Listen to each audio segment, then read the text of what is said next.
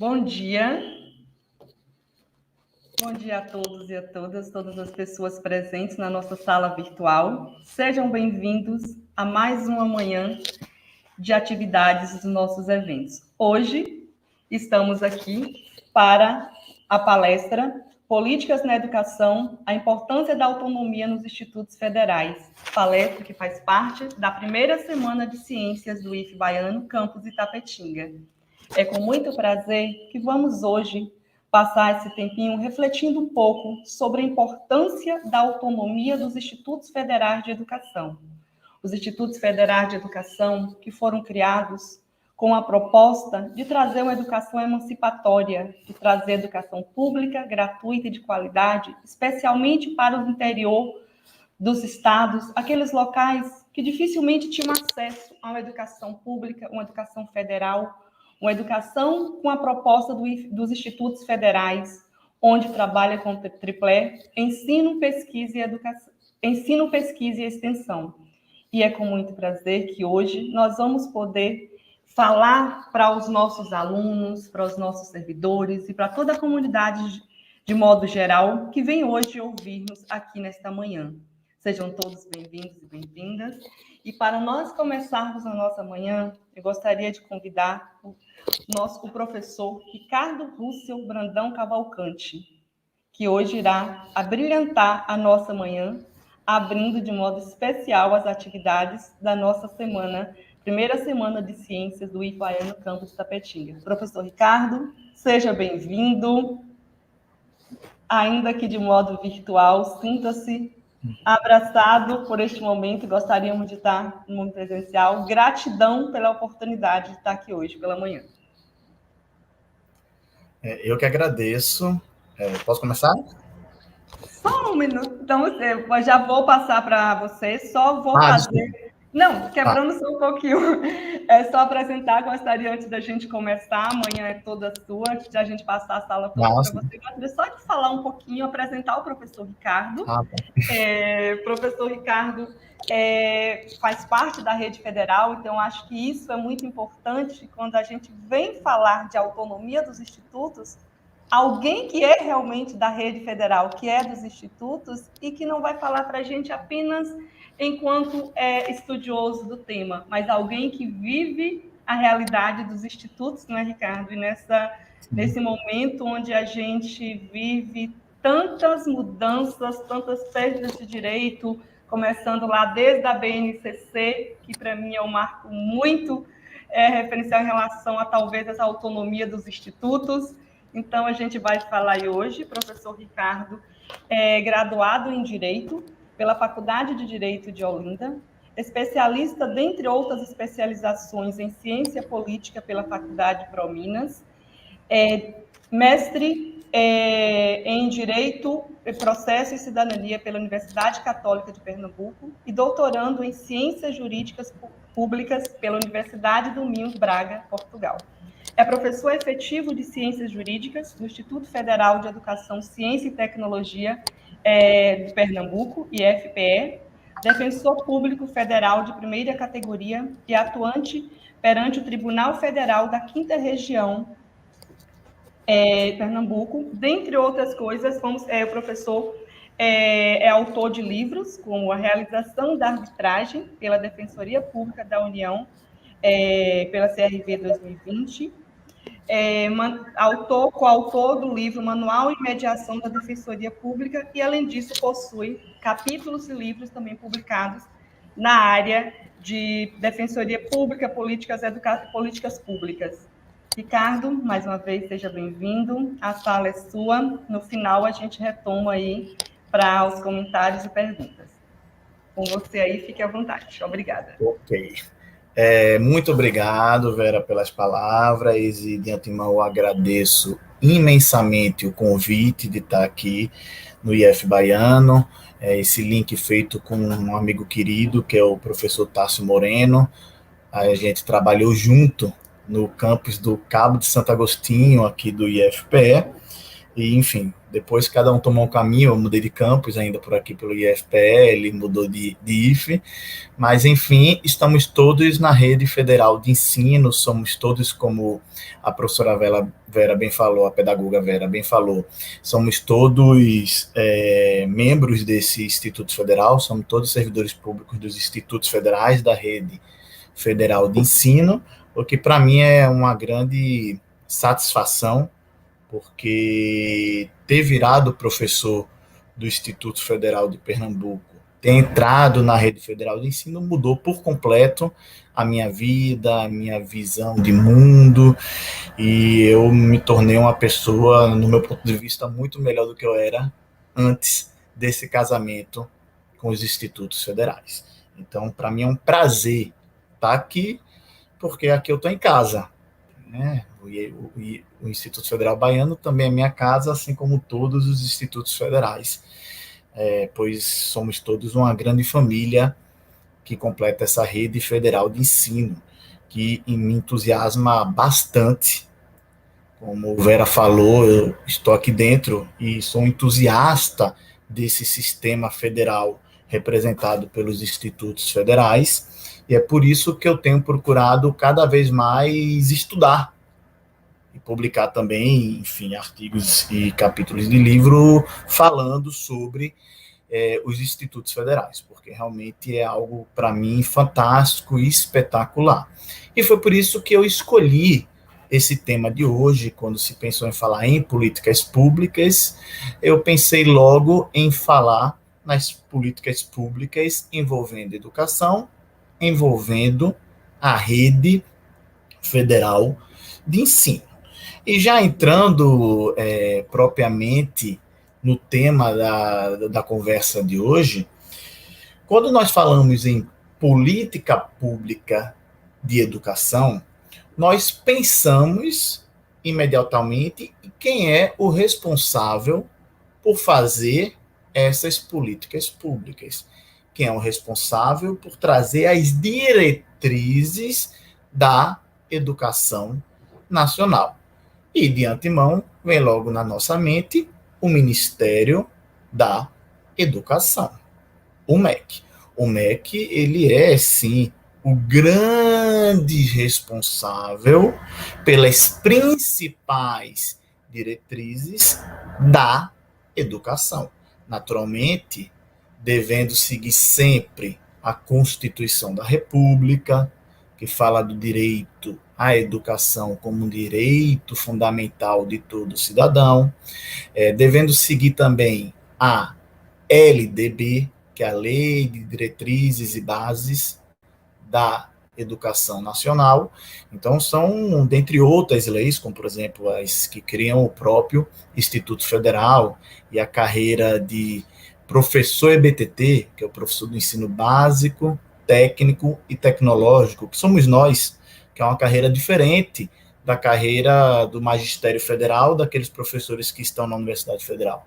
A nossa carreira é uma carreira própria, voltada para esse ensino básico, técnico e tecnológico. Então, tudo isso está previsto em lei, e o MEC, naturalmente, deve seguir e regulamentar essas leis. E, enfim, o MEC é o grande responsável pelas principais políticas públicas e por fazer as principais diretrizes da educação pública brasileira. E por que isso é importante? Porque é importante a existência do Ministério da Educação e do fortalecimento do Ministério da Educação. Porque isso nos dá capilaridade, ou seja, o Ministério da Educação, ele, enfim, ele pode atingir o Brasil inteiro, certo? Enfim, é ele que pode ser o elo de ligação entre todas as instituições públicas e privadas de ensino. Então, essa função do MEC é de extrema importância, porque, enfim, se tem algumas diretrizes mínimas que o ideal é que sejam seguidas, tem que ter realmente um órgão, como é o caso do Ministério da Educação, que atinja, enfim, todo o país. Entretanto, temos também algumas dificuldades em relação a essa função do MEC em relação ao trabalho realizado pelo MEC. A primeira dificuldade que nós podemos trazer é que, naturalmente, o MEC não vai conseguir lá de Brasília entender todas as peculiaridades. Não vai conseguir atingir, entender perfeitamente a peculiaridade de uma escola pública lá em Pelotas e de uma escola pública em Pacaraima, lá quase no extremo norte do país, certo? Então, são realidades distintas e nesse meio do caminho tem várias realidades aí, como o nosso Nordeste brasileiro com as suas peculiaridades. Então, o MEC ele tem essa dificuldade também de entender a realidade local por completo. Além disso, o MEC e a União como todo, o governo federal, tem uma grande instabilidade política. Para se ter uma ideia, de 2015 até hoje, vejam, 6 anos, nós tivemos 3 presidentes da República. 2 presidentes e uma presidenta. Porque foi a presidenta Dilma, depois estava em 2015, em 2016 entrou lá o presidente Temer, e em seguida teve a eleição do atual presidente. Então, de 2015 para cá, 3 presidentes. E sabe quantos ministros da educação nós tivemos nesse período, já que cada um desse governo teve mais de um ministro? De 2015 para cá foram 10 ministros da educação diferentes. Então vejam como isso aí é preocupante, como isso gera aí uma instabilidade. E fica muito clara essa instabilidade quando a gente percebe qual foi o foco de cada um desses 3 últimos presidentes. Ou bora botar um pouco mais amplo, um pouco mais para trás, dos 3 últimos governos. Porque se a gente analisa os governos do PT, por exemplo, sem descer tanto para os governos do PSDB, que também já é outra realidade, mas se a gente analisa os governos do PT, nós vimos que o foco foi, por exemplo, a criação 2 institutos federais, com mais de 400 campi. Então, foi algo que, voltamos a falar sobre isso, mas foi algo extremamente importante, porque, enfim, aquelas escolas técnicas, muitas delas, então, sucateadas, todas elas, em conjunto, passaram a fazer parte da rede federal de ensino, 2 institutos federais de educação, cada um, e eu vou falar disso mais na frente, com a sua personalidade jurídica própria. Então, esse foi o foco principal dos governos do PT. Só que aí veio o governo Temer, e quando se falou em educação, qual foi o foco do governo Temer? O novo ensino médio.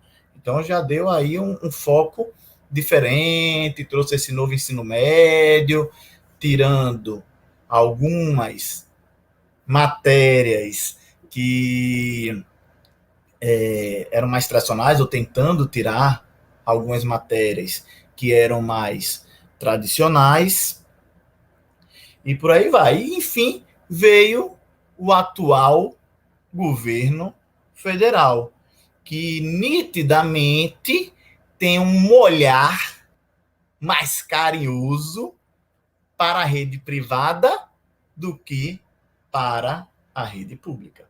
Nós começamos a já perceber uma volta ao sucateamento das universidades, dos institutos federais, com cortes de gastos excessivo. Nós começamos a perceber a diminuição da quantidade de concurso.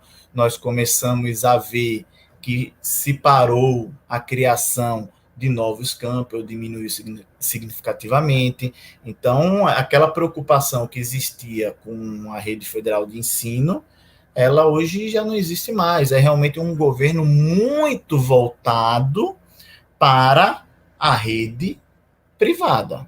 E realmente, se a gente vai analisar um presidente que foi custeado por empresários, que tem um ministro que a família é sócio de instituições privadas de ensino, o ministro da Economia, e um ministro da educação, vamos ficar só pelo atual, porque se for falar dos anteriores, só pelo atual, que é todo talhado na rede privada, foi, enfim, professor, pró-reitor, coordenador, sempre de uma instituição privada de ensino, nós começamos a perceber que realmente o foco atual é fortalecer a rede privada em detrimento da rede pública. Então, enfim, vejam isso como mudou de 2015 para cá.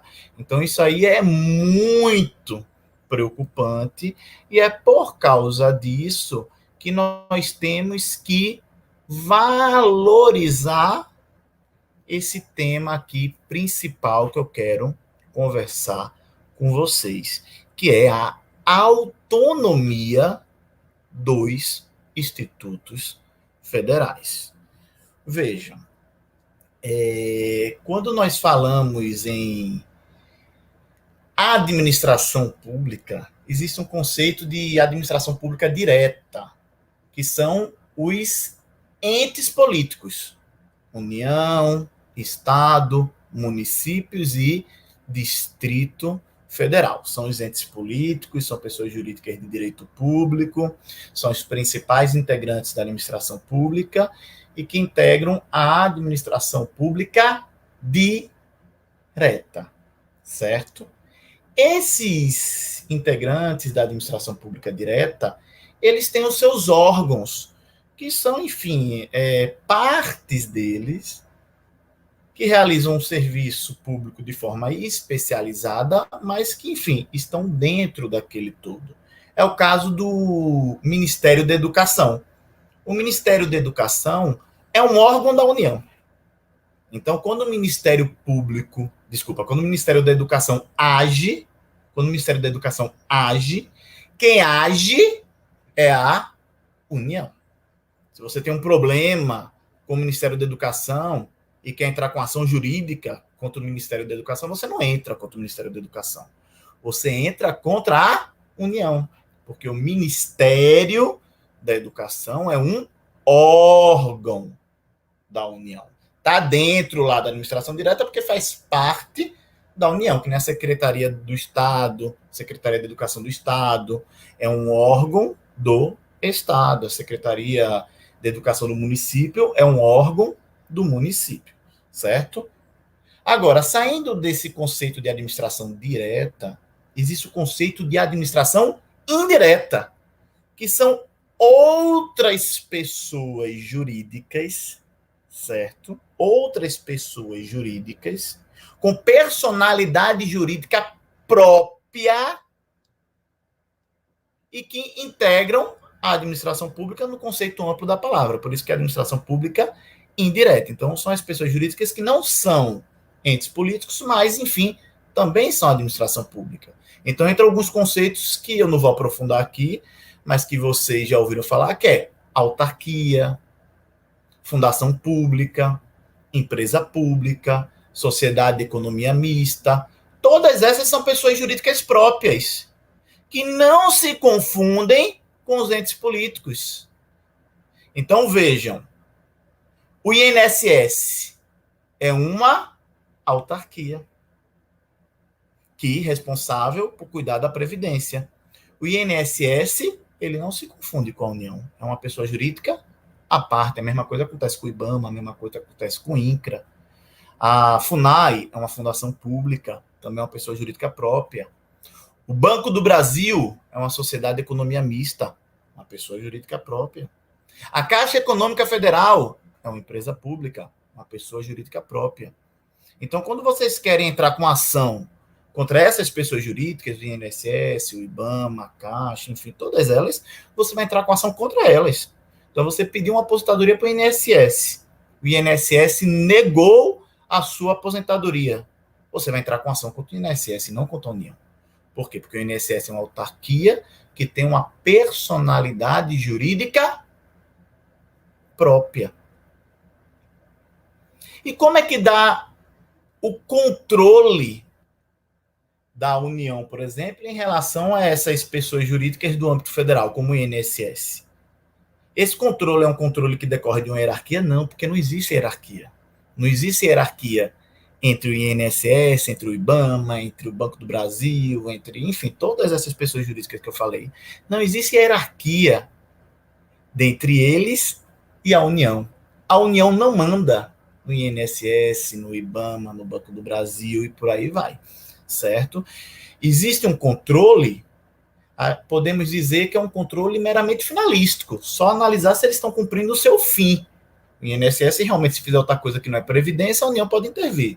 Agora, cuidando da previdência, quem decide lá a questão da previdência, como ela vai ser, é o INSS, porque ele é uma pessoa jurídica própria. Então, não existe hierarquia entre essas pessoas jurídicas que integram a administração pública indireta e a União, o Estado, o município, o Distrito Federal. E é aqui que eu quero chegar. Por quê? Porque os institutos federais, eles são o quê? Eles são um órgão da União? Não. Os institutos federais são autarquias. O IF Baiano é uma autarquia própria que tem um CNPJ próprio, diferente do da União e diferente do CNPJ dos outros institutos federais. O Instituto Federal de Pernambuco, o IFPE, que eu dou aula, ele é uma autarquia, ele tem uma personalidade jurídica própria, que não se confunde com a personalidade jurídica da União. Então, os institutos federais, eles são pessoas jurídicas próprias e que têm autonomia para conduzir as suas atividades. E eu falo tudo isso para que vocês percebam o principal. Os institutos federais não são subordinados à União. Os institutos federais não são subordinados ao Ministério da Educação. O ministro da Educação não é chefe dos reitores dos institutos federais, que inclusive são escolhidos pela comunidade. Então, vejam, isso é muito importante para que nós possamos entender a nossa função. Como eu disse, tem aquela preocupação em relação às diretrizes do MEC, porque ela não pode atingir o Brasil inteiro. Mas os institutos federais podem. Então, nós existimos, os institutos federais existem, eles foram criados justamente para corrigir essa dificuldade que o Ministério da Educação tem de conseguir uma política pública que atinja todos os estados e todos os municípios, mas se atentando para a peculiaridade de cada um. O Ministério da Educação não consegue isso. Então, se criou os institutos federais, com mais de 400 campos espalhados pelo Brasil inteiro. É óbvio que ainda é muito pouco, são 5 mil municípios, mas, enfim, 400 campos, nós conseguimos colocar lá representação dos institutos federais em várias regiões do Brasil. Em várias regiões do Brasil. E conseguimos, assim, fazer uma educação pública voltada para as peculiaridades locais. Então, esse foi o objetivo da criação dos institutos federais, e foi por isso que eles não foram criados como órgãos da União, e sim como autarquias, com personalidade jurídica própria. Percebam que essa realidade ela não existe nos estados. As escolas públicas estaduais, normalmente, não são criadas como autarquia, sim como órgão do Estado. Os institutos federais, não. Eles foram criados como autarquia, para que tenham uma personalidade jurídica diferente do Ministério da Educação. Porque se eles fossem apenas um órgão do Ministério da Educação, não ia resolver o problema. Quem ia continuar mandando em tudo era o Ministério da Educação, só que ele ia fazer uma política pública totalmente uniforme do Iapoque ao Chuí. E, obviamente, que isso não ia ser satisfatório, porque a realidade do Iapoque é uma, a realidade do Chuí é outra. Assim, percebam a importância da criação dos institutos federais e a importância de ter ideia dessa autonomia, de saber que essa autonomia existe e saber que nós não somos subordinados ao Ministério da Educação. Nós não somos subordinados ao ministro da Educação. Daí, inclusive, também a importância dos cargos dos institutos federais serem preenchidos por professores efetivos, com estabilidade, por aí vai, enfim. Tem uma PEC, a PEC 32, que quer acabar com a estabilidade dos funcionários públicos, mas não pode, porque se acaba com a estabilidade do funcionário público, nós poderíamos ser demitidos a qualquer hora, e, enfim, a gente acaba, de alguma forma, sendo subordinado a alguém. E não, nós somos subordinados, os servidores públicos, à lei e à Constituição. Assim, nós não precisamos necessariamente seguir as diretrizes do MEC. Agora, é óbvio que essas diretrizes existem e que nós temos que olhar para elas. Mas nós temos que olhar para elas e as adaptar à nossa realidade. E não simplesmente pegar uma diretriz do MEC, uma portaria do MEC, e dizer, opa, essa portaria do MEC aqui diz isso, vamos seguir, como muitas vezes o fazem. E essa é a minha grande preocupação.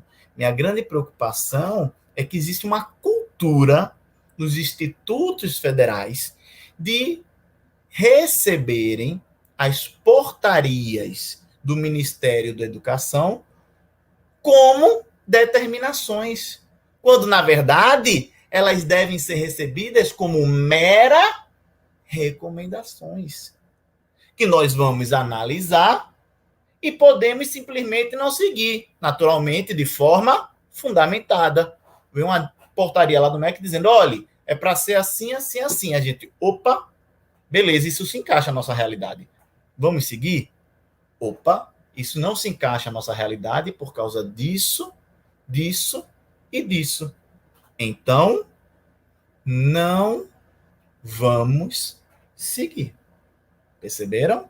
Então, nós temos que receber essas portarias. Vamos fazer uma troca aí de intérprete. Vamos receber essas portarias como mera recomendação. É isso que eu venho, inclusive, batalhando muito aqui no Instituto Federal de Pernambuco. Eu sou membro da CPPD, e nas reuniões da CPPD vem uma portaria do MEC, o pessoal diz, eita, vamos ter que mudar tudo, porque veio essa portaria do MEC. Eu digo, calma, vamos analisar. Por quê? Porque portaria não é lei. E nós somos vinculados à lei e não à portaria. Nós devemos obedecer o que está em lei e não o que está em uma portaria. O que vem de portaria do MEC, nós temos que receber como mera recomendação. Principalmente quando nós deparamos com algumas portarias recentes que são claramente ilegais e claramente inconstitucionais. E aqui eu falo para as alunas e para os alunos, mas também para os professores e servidores, trago como exemplo a portaria do MEC 983.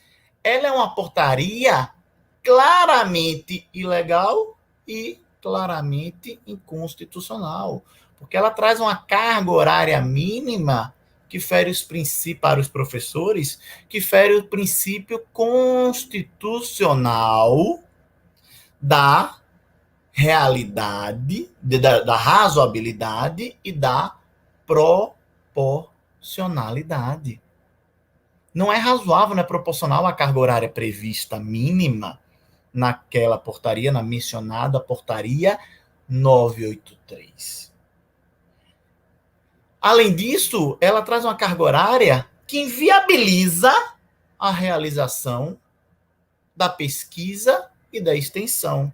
E tanto a Constituição como a LDB, a lei, a mencionada lei de diretrizes e bases da educação nacional, elas trazem como tripé da educação o ensino, a pesquisa e a extensão. Aí vem a portaria 983 e inviabiliza a realização do ensino, da pesquisa e da extensão. Assim, nós, nos institutos federais, percebendo essa ilegalidade, essa inconstitucionalidade, e percebendo que o que está recomendado na portaria 983 não nos permitirá realizar pesquisa e extensão, nós temos que simplesmente não aplicar a portaria. Eu até vejo muitas pessoas dizendo, não, então vamos derrubar a portaria. Eu digo, não precisa derrubar a portaria. Precisa tão somente verificar que aquela portaria não é razoável, não se adequa à nossa realidade e, de forma fundamentada, não a aplicar. Então, existe reitor, existe conselho superior, existe CPPD nos institutos federais justamente para isso. Porque se fosse para pegar uma portaria e seguir como se lei fosse, aí não precisava ter reitor, conselho superior, CPPD, não precisava nada disso. Bastava esperar o MEC dizer, é assim, vamos seguir.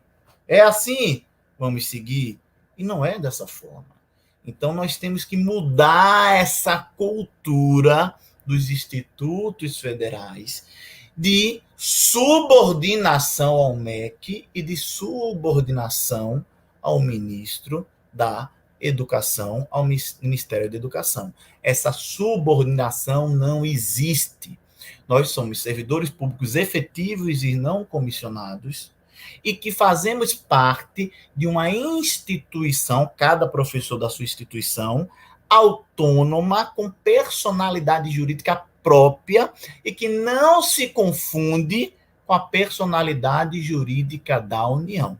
Tanto é que se alguém aqui quiser entrar com ação contra o IFE baiano, vai entrar com ação contra o IFE baiano. A União não vai participar desse processo. Por quê? Porque o IFE baiano ele assume a responsabilidade pelos seus atos, administrativamente e juridicamente. Então, vejam, o IFE baiano, tal como o IFPE, de onde eu falo, eles têm, e todos os IFES, eles têm uma personalidade jurídica própria. E eles são os responsáveis por... Aí, veja, eu não estou dizendo que temos que esquecer o que diz o MEC. Não, não é... deixa para lá esse MEC que não serve para nada. Não, não, não. Porque é importante se buscar uma harmonia, e a harmonia nacional se busca analisando a orientação do MEC. Temos, sim, que analisar tudo que o MEC faz. Então, toda portaria que o MEC faz, ela tem que ser lida pelos institutos federais, tem que ser analisada, agora tem que ser adequada à realidade local. Então, sempre que vem uma portaria do MEC, uma regulamentação do MEC, a gente tem que receber e trazer para o debate interno. E analisar daquilo ali o que a gente vai seguir ou não. E o que não vai seguir, nós podemos sim não seguir, desde que o façamos de forma fundamentada. Porque todo ato administrativo ele tem que ser fundamentado. Assim, se vê uma portaria lá do MEC que não se adequa à nossa realidade, ou até ilegal, é inconstitucional, e nós percebemos internamente no IFE baiano que não tem qualquer sentido aplicar aquilo ali, a gente vai dizer, olha, esse nós não vamos aplicar por causa disso, disso e disso. Ponto. Acabou. Então, temos que ter essa noção da importância da nossa autonomia, que é com essa autonomia que nós vamos atender os pleitos dos nossos alunos. Senão, os nossos alunos, se não existisse essa autonomia, não adiantava pedir nada para diretor-geral, reitor e por aí vai. Ia direto para o Ministério da Educação. Mas não. Temos que estar atentos para a realidade local, temos que estar atentos para os pleitos dos nossos alunos, temos que ter grêmios estudantis fortes para poder dialogar com a administração dos institutos federais locais. E, a partir daí, em conjunto, a comunidade acadêmica, composta pelos servidores técnicos, pelos servidores docentes, pelos membros da administração local e pelos discentes, nós temos que essa comunidade acadêmica, em conjunto, decidir o que é o melhor para a realidade local. Não devemos tão somente seguir o que MEC diz. É óbvio que tem algumas diretrizes, por exemplo, para o curso tal, tem que ter uma carga horária mínima, é óbvio que isso a gente vai seguir, mas sempre adaptando a nossa realidade local. E essa realidade local é que vai determinar quais serão os nossos projetos de extensão, quais serão os nossos projetos de pesquisa, qual professor vai ser dedicado ao projeto de extensão, ao projeto de pesquisa, qual vai ficar mais sala de aula e por aí vai. Até porque a realidade local passa pela própria realidade dos professores. Tem professores mais voltados para o ensino, professores mais voltados para a pesquisa, professores mais voltados para a extensão. Então, isso aí, por meio, inclusive, da direção de ensino, vai ter que ser compatibilizado de acordo com a realidade local e não tão somente seguindo portarias do MEC. Enfim, era basicamente de inicial isso que eu tinha para falar para vocês, para que vocês entendessem como é que se dá essa autonomia, o que é essa autonomia, certo? Mas, enfim, estou à disposição aí para as perguntas, para os debates, para a gente continuar conversando sobre o tema.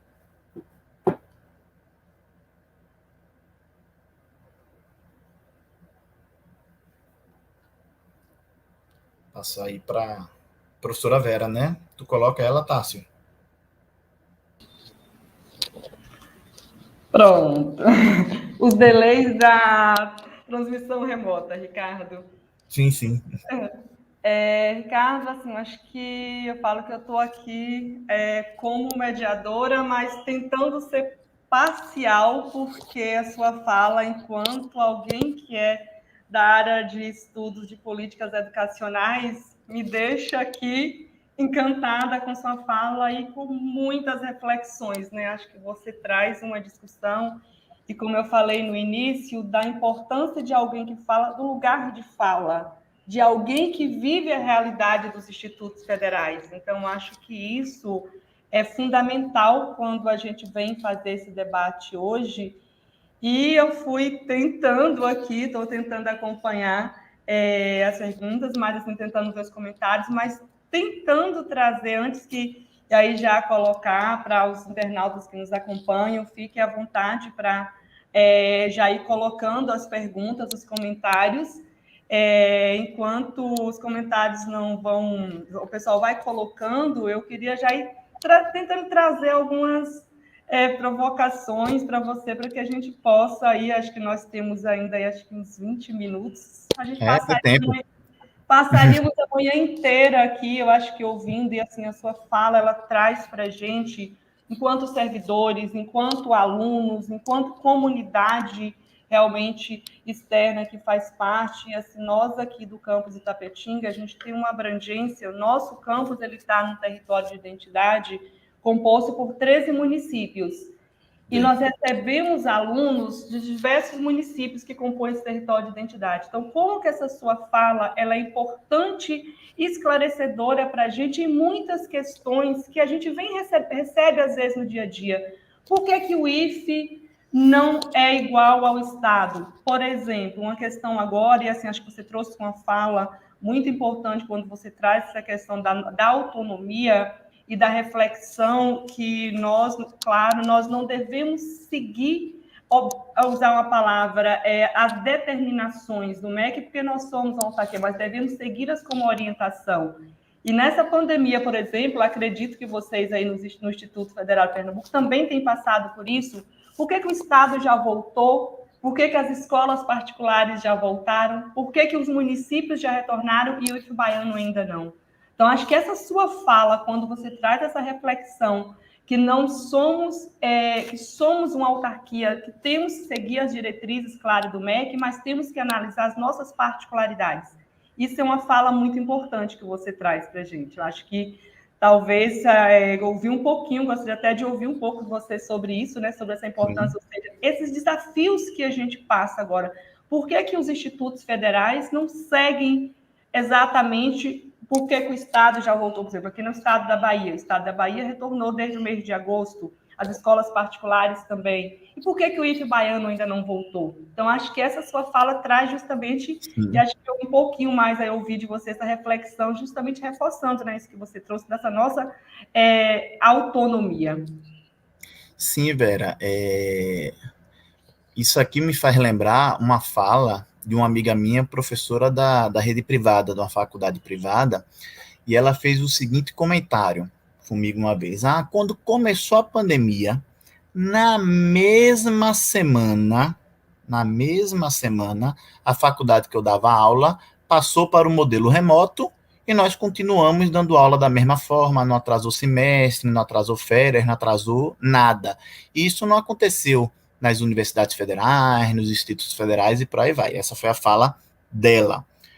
Mas a minha resposta a ela, e eu trago aqui como reflexão disso, do que Vera falou, é que a realidade dela ali, numa instituição inclusive privada, é completamente diferente. Primeiro porque eles mudam uma instituição privada de um modelo para outro e adquirem os materiais necessários para isso, sem precisar de licitação, processo administrativo e por aí vai. Mas esse não é o principal ponto, é um ponto sim relevante. Porque eles dizem, vamos mudar a estrutura, bota uma câmera, compra uma câmera ali, instala aqui e vamos. A nossa realidade não é essa, porque nós temos um procedimento de compra pública, certo? Então não dá para mudar de uma forma para outra sem passar por esse procedimento. Mas essa não é a principal questão. A principal questão é que quando veio a pandemia, eu me lembro muito bem das nossas reuniões, e dizendo, opa, vamos para o modelo remoto, mas peraí, e os nossos alunos que não têm acesso? Como é que a gente vai fazer? Uma faculdade privada não tem esse tipo de preocupação, porque, na verdade, os alunos estão pagando aquela faculdade, estão pressionando, querem ter aula, e essa é a maior preocupação. E eu entendo, não estou criticando, não estou dizendo que eles estão errados. Não, certo? Mas a gente não podia agir da mesma forma. Porque nós estamos, enfim, aqui no Instituto Federal de Pernambuco, acredito que essa talvez seja a realidade geral, porque isso é por meio de lei, mas aí não tenho certeza. Mas aqui no Instituto Federal de Pernambuco, no campus que eu dou aula de Paulista, 50% vem da rede pública. Então, a pessoa é rede pública e continua na rede pública. E 50% vem da rede privada, mas a rede privada daquele paulista é uma rede privada também não necessariamente composta por pessoas com poder aquisitivo grande. Então, nossos alunos no campus que eu dou aula, eles têm um poder aquisitivo muito baixo. Posso dizer isso de 80% a 90% dos alunos. Então, como eu ia virar para eles, galera, é o seguinte, agora é aula online, beleza? Vai para casa lá, pega teu celular e começa a assistir. Então, nós tivemos que pensar, tivemos que ver outra realidade. Da mesma forma, vale para a volta. Agora, os alunos adquiriram outra realidade. Foram se virando, foram se adaptando. Temos alunos, inclusive, que entraram logo de forma online e agora vão ter que fazer um novo trabalho de migrar para o presencial. Deixa eu dar uma parada. Mudança de intérprete. Continuamos. Então, vejam, agora nós vamos ficar de forma presencial. Então, é outra realidade, é outra adaptação.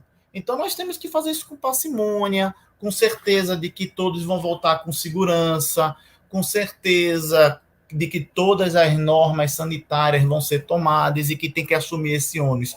É o poder público, não podemos passar esse ônus para os alunos, não podemos simplesmente virar para os alunos e falar, para voltar você vai ter que fazer isso, isso, isso, porque simplesmente o aluno pode não ter condição de fazer aquilo. Então, a nossa realidade não necessariamente vai permitir que a gente volte tal como a rede privada e tal como a rede estadual, porque cada rede estadual também tem a sua peculiaridade. Então, aqui em Pernambuco mesmo, eles conseguiram voltar com mais facilidade, mas por quê? Porque, não sei qual é a realidade da Bahia, da rede estadual da Bahia, mas a rede estadual de Pernambuco já tinha aulas remotas antes da pandemia, que é algo que era discutível se era bom ou não, mas foi uma opção que eles já tinham feito lá, então eles já tinham uma estrutura para aula remota. Aí voltaram para a aula remota e depois terminou a aula remota, voltaram mais fácil, porque a migração é mais fácil, porque eles já vinham migrando nisso antes da pandemia. Então, tanto para ir para a remota foi mais fácil, como para sair da remota e ir para a presencial foi mais fácil também, porque eles já tinham esse costume de fazer isso. Então, realmente é a realidade local que nós vamos ter que adaptar. Então, vocês estão no interior da Bahia. Qual é a realidade local? Será que a realidade local permite voltar? Não necessariamente. Outra questão também é uma questão de recursos. Às vezes, O Estado tem uma maior facilidade para passar um recurso, porque aquele Estado ele prioriza a educação, e a gente às vezes está sem recurso e está numa situação de corte de gastos. Vejam que, então, não necessariamente ele vai ter recursos para conseguir voltar. Então, tem todas essas peculiaridades que não dá para, hipótese nenhuma, se falar, a não ser quem votou, vocês deveriam ter votado também. Não, porque ali é uma realidade, aqui é outra realidade. Nossos alunos têm uma realidade, esses alunos têm outra realidade.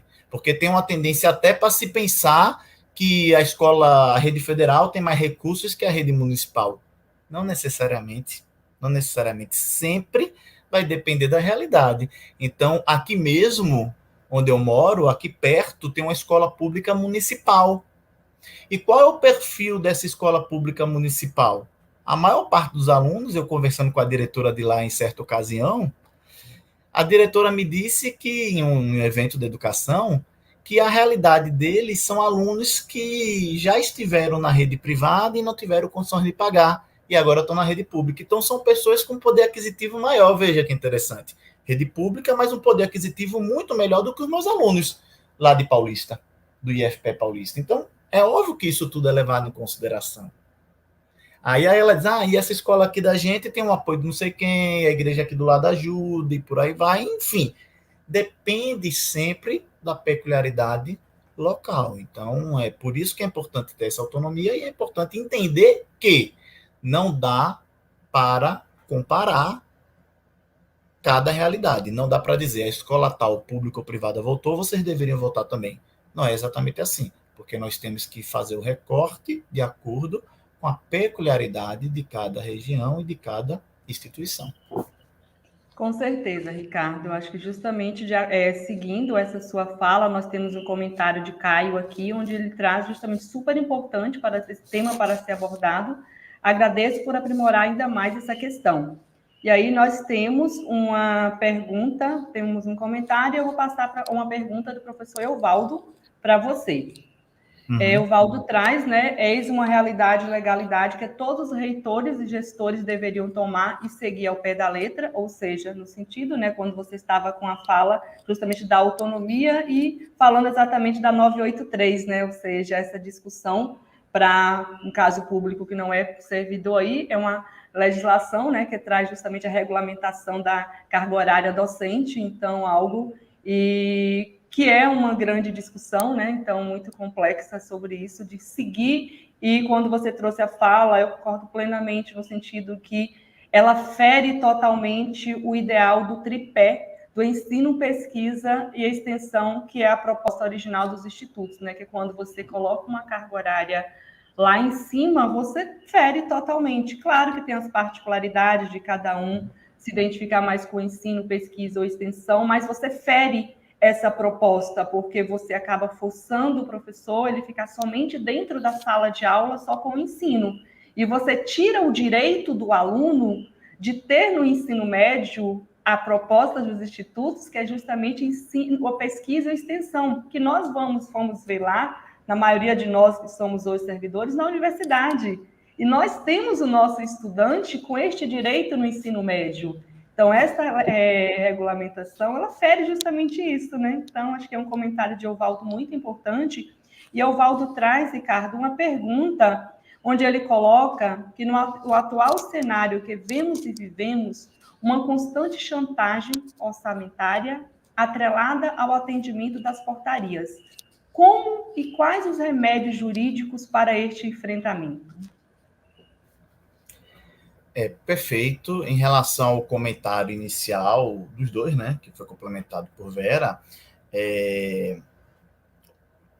eu não tenho a menor dúvida de que temos que valorizar muito mais a pesquisa e a extensão do que já é valorizado, e realmente, quando se vê uma medida que inibe isso, é muito preocupante. Você vê que eu, por exemplo, tenho 6 turmas no Instituto Federal de Pernambuco, e eu nem bato com essas 6 turmas, a carga horária mínima da portaria. Veja que negócio louco, 6 turmas. E eu comentei semana retrasada com a professora aqui da Universidade Rural de Pernambuco, que é o FRPE, que eu tinha 6 turmas, ela ficou simplesmente horrorizada. falei assim, Ricardo, eu só tenho 2 turmas. Eu só tenho 2 turmas.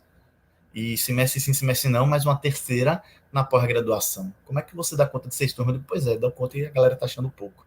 Então, assim, como é que se quer dar 10 turmas para uma professora, para um professor, e querer que ele faça pesquisa, ensino e extensão? Quando, na verdade, inclusive, nem tem estrutura. Porque quando a gente vai para outras instituições, tem até sala individual para professor, nem isso a gente tem. Então, realmente, é uma questão muito preocupante de a gente ter que tomar muito cuidado para não transformar o professor apenas num dador de aula, como se diz. Temos que realmente estimular esse conhecimento crítico e científico dos alunos e das alunas, certo? E de acordo sempre com a nossa realidade local. Sem contar que, além da pesquisa, a extensão ela pode dar essa capilaridade tão desejada. Como o Vera disse, é um campus, o de vocês, que atinge 13 cidades. Então, imagina projetos de extensão visando o empoderamento da comunidade local nessas 13 cidades, ou que atinge essas 13 cidades. Então, os projetos de extensão ele também tem essa importância de atingir o objetivo da criação dos institutos federais, que é dar essa capilaridade no Brasil inteiro. Assim, enfim, sempre que vier uma portaria, uma determinação que iniba a pesquisa, que iniba a extensão, temos que ter muito cautela na aplicação da mesma. Em relação à pergunta do professor, é com certeza absoluta a pior preocupação, porque eu sempre que eu venho debatendo isso, professor, Evaldo, Evaldo, né? Evaldo, Ricardo. Evaldo, acertei. Eu venho debatendo isso, professor Evaldo, esse tema, essa questão, principalmente em relação à portaria 983, eu debato com o diretor-geral, com reitores, pró-reitores, com todo mundo, e principalmente do alto escalão, digamos assim, né, do meu instituto, do pessoal que está lá em cima, dentro do meu instituto, eles sempre têm essa preocupação em relação a, se a gente também não segue o MEC, a gente começa a ter essa dificuldade orçamentária. Então, é um jogo de xadrez, tem que seguir aqui, mas também tem que ficar de olho nesse orçamento, porque se não tiver orçamento, a gente não se sustenta. E realmente a política atual é essa, é de querer empurrar a goela dentro, como determinação, que seria mera orientação, atrelando isso ao orçamento. Mas temos também que lutar contra isso. Em uma luta que é jurídica, como eu vou mencionar, respondendo especificamente a pergunta, mas também é uma luta política. Temos que realmente pressionar os nossos governantes e os nossos parlamentares. Então, por exemplo, aqui diante da dificuldade de recursos com os cortes do governo federal, recentemente conseguimos uma emenda parlamentar para o Instituto Federal. Então, temos que se utilizar desses caminhos políticos também para poder contornar essas questões orçamentárias, seja por meio de emendas parlamentares, ou seja, pressionando mais o parlamento, seja por meio também das aprovações de leis orçamentárias também, pressionando o parlamento, seja, certo, por meio da pressão no próprio executivo, pressão política mesmo, pressão da comunidade local, no sentido de que esses cortes não existam. Agora, temos que buscar, e aí sim, respondendo a pergunta de forma mais específica, mecanismos jurídicos para poder rebater isso. Então, o Instituto Federal, qualquer um deles, como pessoa jurídica que o ele pode judicializar em desfavor da União. É óbvio que eu sei dos receios que nossos reitores têm de fazer isso, mas é possível que tanto os institutos federais como os sindicatos, eles busquem também remédios jurídicos para impedir determinados cortes, certo? Como, por exemplo, o manejo de ações civis públicas, de buscar os legitimados para entrarem com ações diretas de inconstitucionalidade contra as normas inconstitucionais. Qualquer cidadão, inclusive que pode ser, por exemplo, o presidente até do sindicato, qualquer cidadão é legítimo para a ação popular, que também é um remédio coletivo contra atos administrativos ilegais. Então, em relação a atos administrativos ilegais, nós temos os institutos da ação civil pública e da ação popular. A ação civil pública que tem alguns legitimados, como associação, o próprio poder público e por aí vai. E a ação popular que tem como legitimado qualquer cidadão. São ações distintas, mas que na prática têm a mesma função, que é anular atos administrativos ilegais.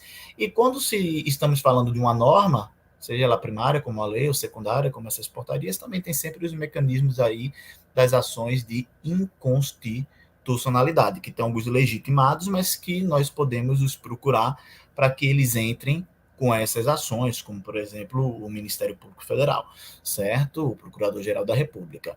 Agora, é óbvio que para se judicializar isso tem que ter muita coragem, mas, enfim, é o momento de ter coragem, porque se a gente não ter coragem para agir, para buscar os nossos direitos, eu digo nossos direitos, porque somos uma pessoa jurídica que temos direito, então o direito do Instituto Federal é o nosso direito.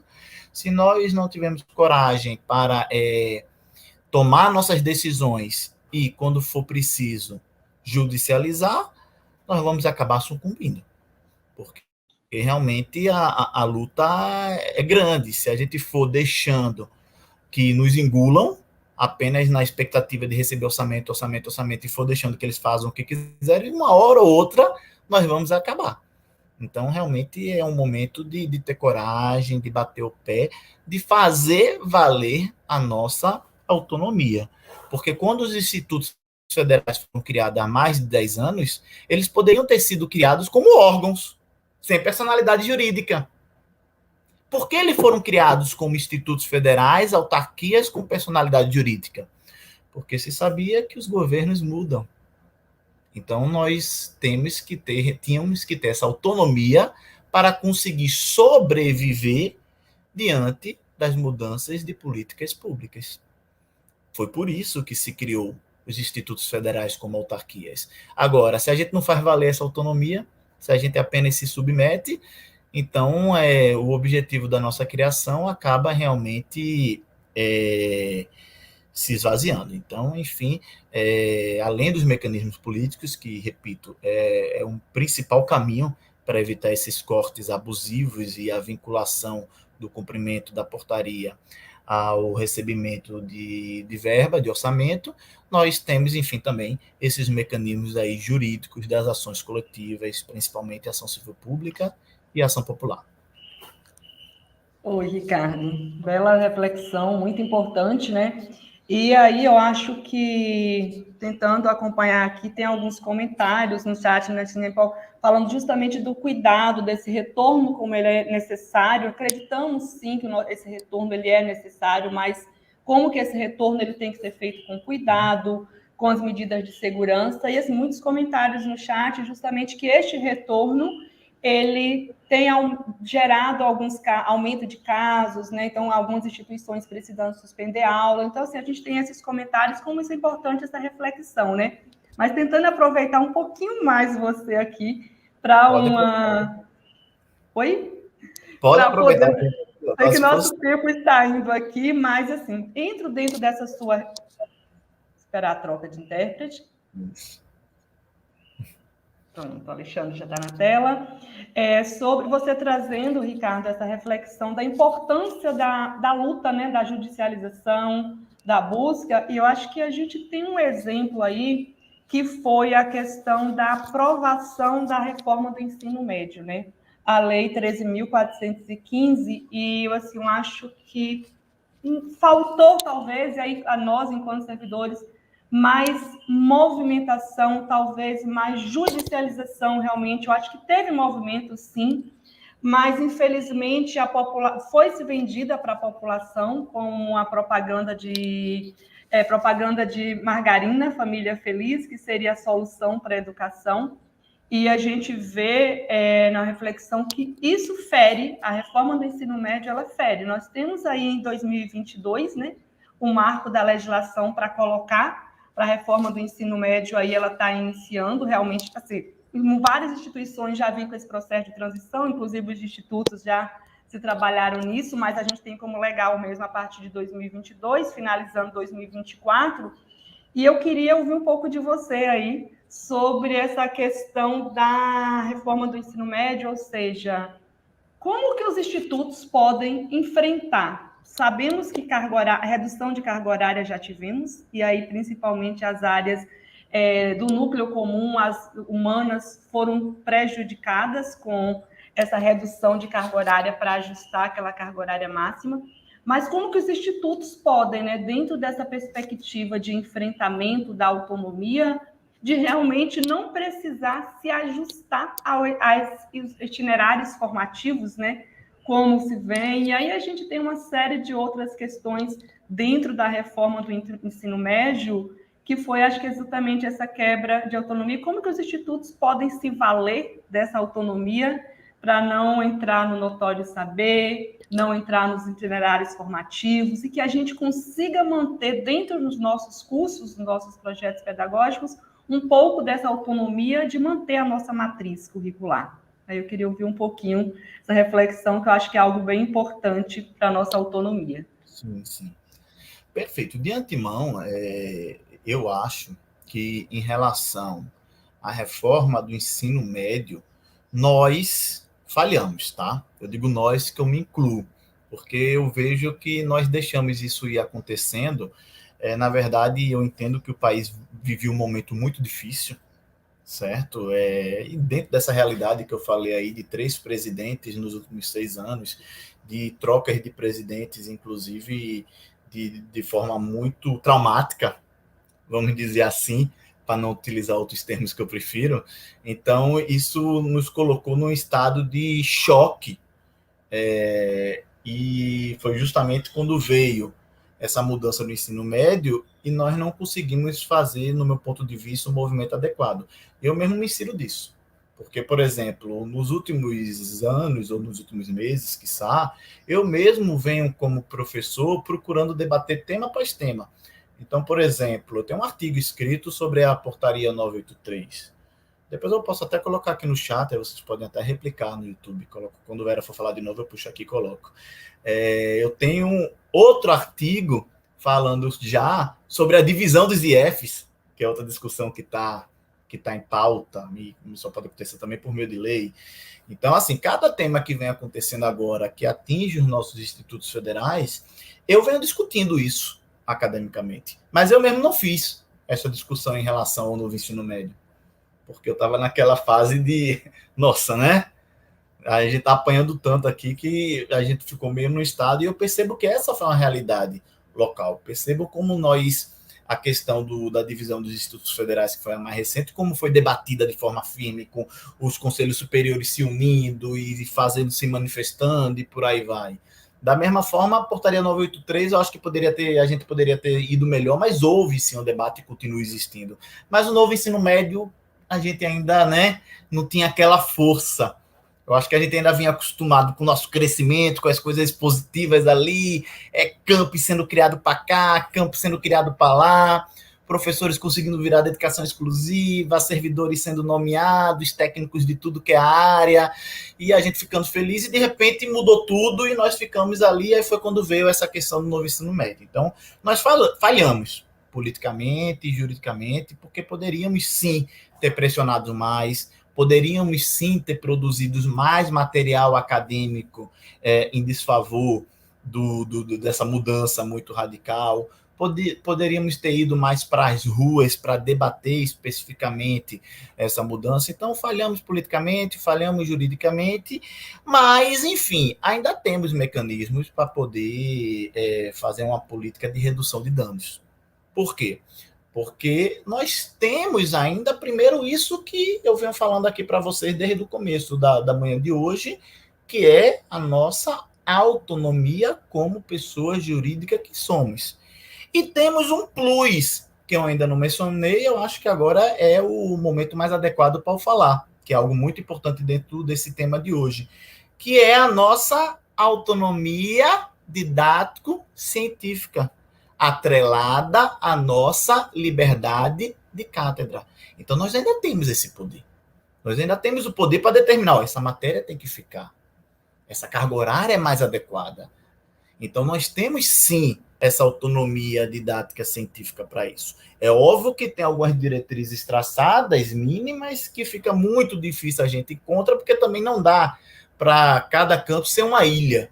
Não dá para a gente seguir aqui a gente tem um programa que o aluno, se quiser transferir de uma faculdade para outra, como sempre aconteceu até, não vai conseguir. Então, é óbvio que tem que se buscar essa uniformização para que as pessoas elas possam, enfim, se preparar, na medida do possível, para uma realidade nacional e para que tenha uma proximidade entre os cursos. Então, temos que tentar seguir algumas diretrizes, mas ainda temos, sim, mecanismos para manter aquilo que vinha dando certo, para manter aquilo que está de acordo com a nossa realidade. E esses mecanismos são essa nossa autonomia como personalidade, como pessoa jurídica própria que somos, somado a isso que eu falei, a nossa autonomia didático-científica, que está expressamente prevista na LDB e decorre também da Constituição, e a liberdade de cátedra do professor. Eu, como professor, é quem vou determinar o que eu vou falar em sala de aula. Isso ainda é uma questão muito mais relevante, porque muito mais relevante, nós sabemos, por exemplo, que temos que ter planos de ensino, temos que ter PIT, temos que ter RAD, temos que ter todas essas formalidades. Mas qualquer profissional da educação, e Vera é especialista nisso, vai concordar comigo, isso são diretrizes que nós temos que seguir, mas que em sala de aula o professor vai adaptar à realidade local. Até porque é esse o mecanismo de ensino que mais funciona. Não é partir daquilo que está formalizado e empurrar aquilo para os alunos. É, na verdade, olhar para os alunos, e aqui eu estou nitidamente seguindo Paulo Freire, orar para os alunos, certo? E diante da realidade deles, a gente adaptar a nossa realidade, certo? Então, enfim, isso além de ser plenamente recomendável, é plenamente possível diante dessa nossa autonomia didática científica, atrelada à liberdade de cátedra e atrelada também, especificamente aos institutos federais, a nossa autonomia como pessoa jurídica própria que somos. Com certeza, Ricardo. Quando a gente fala sobre a questão, não é que nós somos contra a Base Nacional Comum Curricular. O que nós não concordamos é como ela foi aprovada, em primeiro lugar, ou seja, como uma medida provisória do dia para a noite, e a forma como ela é colocada, ou seja, nós defendemos um sistema nacional de educação, precisamos sim ter diretrizes, mas que cada instituição tem as suas particularidades locais, que cada instituição consiga. Eu acho que é importante quando a gente traz essa reflexão sobre políticas educacionais, que não é que a gente não ache que tenha que ter diretrizes, nós defendemos sim o Sistema Nacional de Educação, mas o Sistema Nacional de Educação, que ele seja discutido com toda a comunidade, que a política educacional ela seja aprovada levando em consideração a defesa da população, daquele que a gente convive, né? Então, acho que é isso que é importante a gente, como você traz tão bem para a gente. Eu estou acompanhando o tempo aqui, porque em respeito até ao trabalho dos intérpretes, nós temos aqui uns 5 minutos para a gente encerrar. Eu tenho uma pergunta do Jefferson, que eu queria colocar para você, e a gente tentando só otimizar, fazer o papel que a gente às vezes precisa estar cortando aqui um pouquinho. O Jefferson coloca, Ricardo, considerando a autonomia dos institutos e das universidades, não é também o momento para encamparmos a luta pela auditoria da dívida pública? Sim, não tenho a menor dúvida disso. Na verdade, isso deve acontecer independentemente de qualquer coisa. Nós temos que realmente tratar as contas públicas com muito mais clareza e com muito mais debate do que vem acontecendo na atualidade.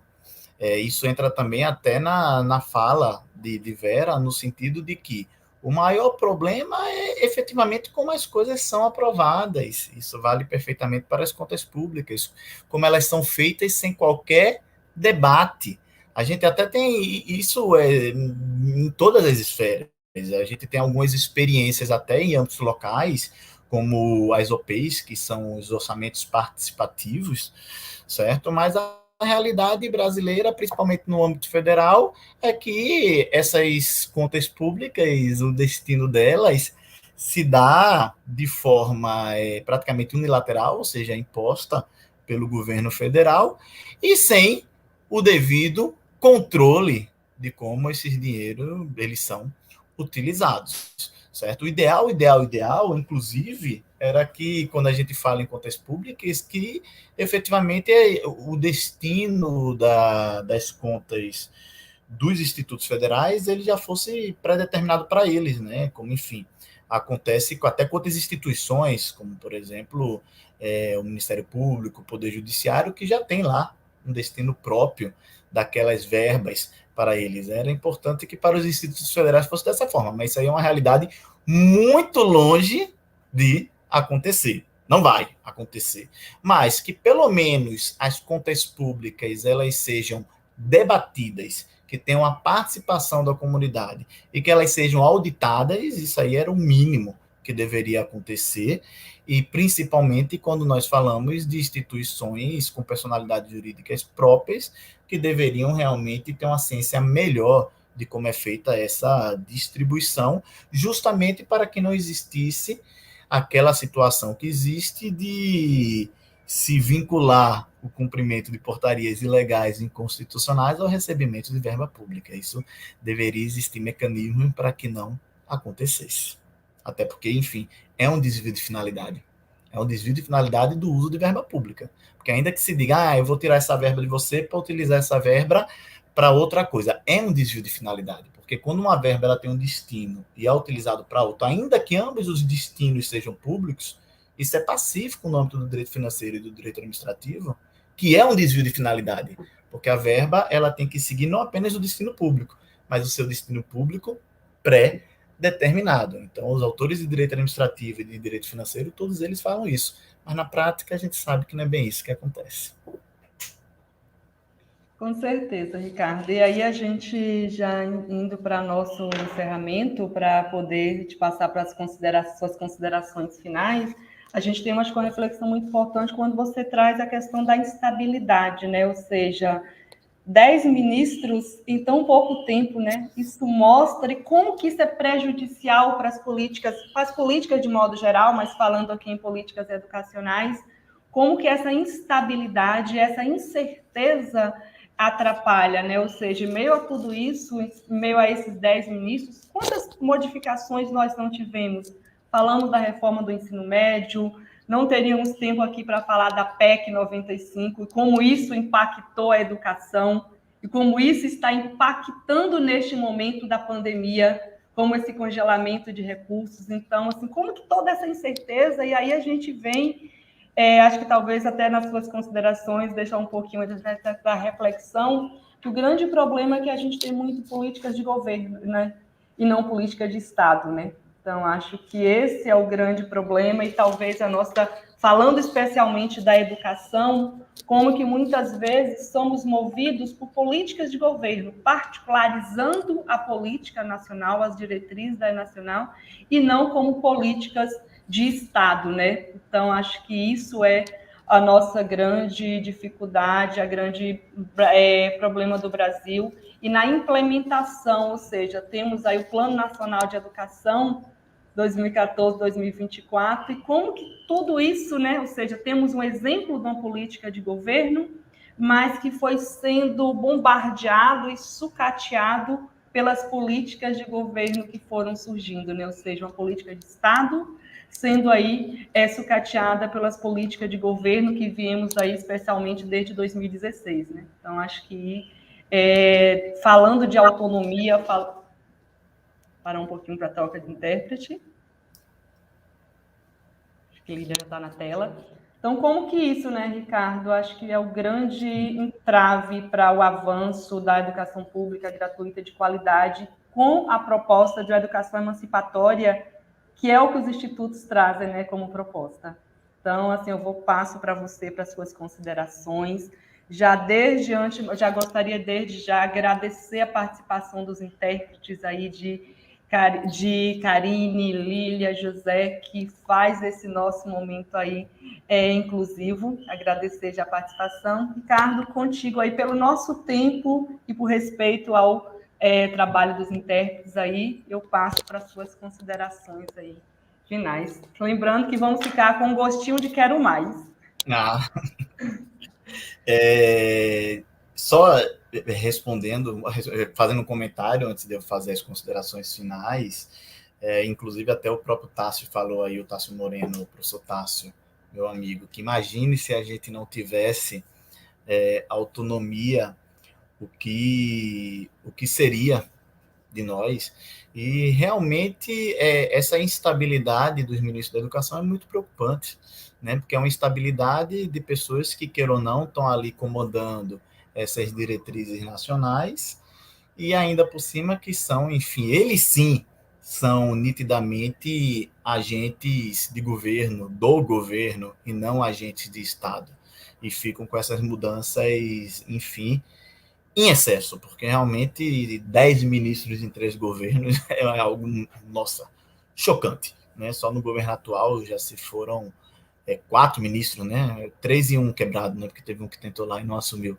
Então, assim, vejam como isso aí é preocupante. E é contra isso, justamente, que existem alguns mecanismos que nos transformam, certo?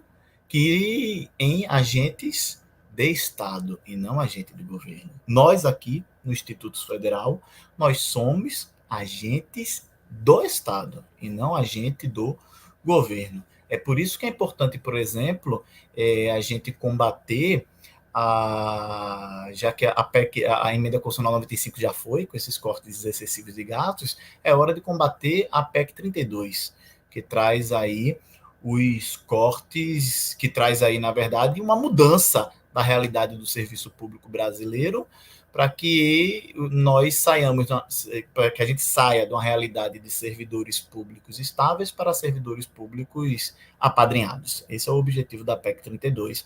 Então, temos que combater isso para que a gente não vire todo mundo agente de governo e não agente de Estado. E nós ainda somos agente de Estado, e isso fica muito claro em relação, por exemplo, também ao nosso reitor. E todas as nossas, isso vale para os membros do Conselho Superior, para os membros da CPPD, todos eles são servidores estáveis, ou a maioria, né, porque temos no Consup temos aí uma formação também paritária, com pessoas até da comunidade, discentes por aí vai, mas todos eles ali entram com mandato fixo, justamente para que sejam agentes de Estado e não agentes de governo. Então temos que batalhar por isso, temos que batalhar pela continuidade dessa realidade, para que o IFPL seja composto sempre por agentes de Estado, tanto, né, os seus servidores todos, os técnicos, os tais e os professores, como os membros da administração superior, Consup, CPPD e o nosso próprio reitor, para que eles tenham realmente essa autonomia para poder debater isso. E dentro dessa realidade temos que combater também a PEC 32, que vem aí para sucatear o serviço público. E agora, caminhando aí para as considerações finais, eu, de antemão, digo que eu coloquei aqui o link de 2 artigos que eu tenho sobre os institutos federais, e depois vocês podem até pesquisar, que não está aqui aberto. Eu também tenho um artigo sobre a PEC 32, se você botar aí PEC 32 Ricardo Russell no Google, aí vocês acham, explicando também os malefícios dessa PEC. Então eu coloco aí para vocês enfim, para quem queira aprofundar essas questões. Agradeço também, eu estou vendo aqui várias palavras e falando do pessoal que gostou da palestra, enfim, eu também achei o máximo, adorei estar aqui com vocês, para mim é um aprendizado muito grande. Estou à disposição, tá, Vera, para quando vocês quiserem, é só fazer aí, Tarso aí tem o contato, se quiserem também me procurar aí pelo Instagram para tirar qualquer dúvida, procura lá o professor Ricardo Russo, eu mando uma mensagem lá que eu procuro responder todas, certo? Estou aí à disposição de vocês para o que vocês quiserem, e assim, eu só tenho a agradecer esse convite, que para mim foi um prazer, estar falando do Instituto Federal, para mim é um prazer, certo? Eu, enfim, sou um entusiasta da Rede Federal de Ensino, cheguei nela para ficar definitivamente, até porque também por causa da outra reforma da Previdência a tendência é não se aposentar, então eu cheguei aqui para poder ficar de forma definitiva e estou à disposição de vocês para debates, para a luta, alguém colocou ainda há pouco, vamos seguir firme na luta, vamos seguir, eu estou à disposição de vocês para continuar dialogando, para continuar conversando e para continuar lutando por uma educação pública de qualidade, que, enfim, é o objetivo maior dos institutos federais de educação, que é composto pelos professores, mas também pelos técnicos e principalmente pelas alunas e pelos alunos. Então, é isso, muito obrigado, dou um beijo aí no coração de todas e todos, agradeço o convite de Tasso, agradeço a mediação de Vera e faço também um agradecimento especial para os nossos intérpretes, porque eu adoro, eu dei muita live assim online e eu sempre fico olhando encantado o trabalho dos intérpretes, eu virei assim, com essa pandemia eu já gostava, mas virei fã número 1 dos nossos intérpretes. Então, assim, muito obrigado à equipe aí que deu mais acessibilidade para essa nossa conversa. Ricardo, nós que te agradecemos por tão importantes esclarecimentos. Eu acho que conhecimento, ele é realmente a porta para a mudança, né? Acho que nós ouvimos tanto aí mudança, vamos continuar na luta, precisamos sim continuar na luta, precisamos defender essa proposta. Eu costumo dizer também que eu sou uma entusiasta, uma defensora dos institutos federais, porque nos institutos federais nós conseguimos ver justamente aquilo que a gente não consegue ver. Eu falo que nós temos a mistura de conhecimentos, a mistura de aprendizado, de dificuldades. Acho que essa é a proposta que encanta nos institutos federais, é o aluno poder passar pelo ensino, pela pesquisa, pela extensão, é a gente preparar o nosso jovem, que será o nosso futuro, que serão os futuros que estarão daqui a alguns anos nos nossos lugares. Então, acho que é implementar essa ideia de luta, de coragem, de defesa realmente do que nós acreditamos. E é realmente só te agradecer, gratidão por esta manhã. Nossa casa está aberta para você, que possamos fazer outros momentos, outras trocas, né? Eu acho que essa troca ela é fundamental, ela é importante. Eu acho que o conhecimento ele acontece, o conhecimento ele é libertação. Então acho que possamos aí trazer uma educação libertadora, uma educação emancipatória.